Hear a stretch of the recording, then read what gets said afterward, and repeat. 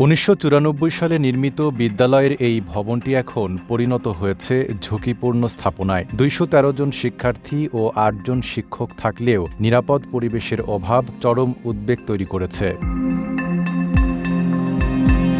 প্রায় ৪ বছর ধরে ভবনের বিভিন্ন দেয়ালে বড় বড় ফাটল দেখা দিয়েছে। অনেক স্থানে ছাদের পলেস্তারা খসে পড়ে বের হয়ে এসেছে লোহার রড। বর্ষাকালে চুইয়ে পড়ে বৃষ্টির পানি, ব্যাহত হয় পাঠদান।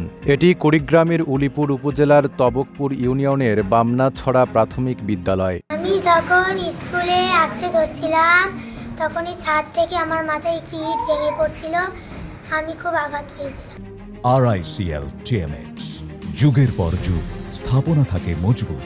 আমার স্কুলে আসতে ভয় লাগে, কারণ আমাদের স্কুলের ছাদের দেওয়ালগুলো আর খুবই ফাটল ধরা এবং সব সময় উপর থেকে ভেঙে পড়ে, তাই আমাদের খুব ভয় লাগে। আমরা এই জন্য স্কুলে আসতে চাই না। অভিভাবকদের অভিযোগ, ঝুঁকিপূর্ণ ভবনের কারণে সন্তানদের স্কুলে পাঠাতে ভয় পাচ্ছেন তারা। বারবার সংশ্লিষ্ট কর্তৃপক্ষকে জানানো হলেও এখনও মেলেনি কোনো স্থায়ী সমাধান। বাচ্চাদের জন্য এই ক্লাসটা ভবনটা নিরাপত্তা নাই। আমরা এই বাচ্চাদের জন্য আমরা একটা নতুন ভবন, নিরাপত্তার জন্য ভবন নতুন করে একটা চাই। বিদ্যালয় কর্তৃপক্ষ বলছে, শিক্ষার্থীদের নিরাপত্তার কথা বিবেচনা করে বহুবার ঊর্ধ্বতন কর্তৃপক্ষের কাছে নতুন ভবনের আবেদন করা হয়েছে। চরম ঝুঁকিপূর্ণ অবস্থায় রয়েছে। এই ঝুঁকি নিয়ে আমরা সেখানে পাঠদান করছি।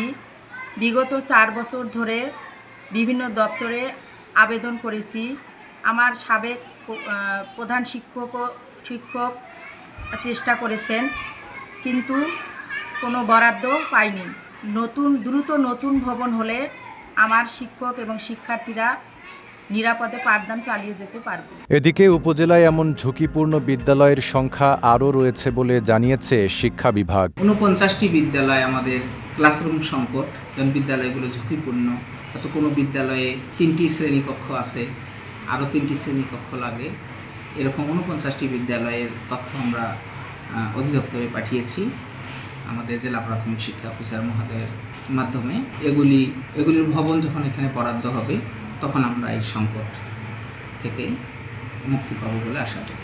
শিক্ষার আলো ছড়াতে গিয়ে শিক্ষার্থীদের জীবনই এখন ঝুঁকির মুখে। তাই কোনো দুর্ঘটনা ঘটার আগেই দ্রুত নতুন ভবন নির্মাণ কিংবা সংস্কারের দাবি জানিয়েছে শিক্ষক, শিক্ষার্থী ও অভিভাবকরা। Desk report, Dhaka post.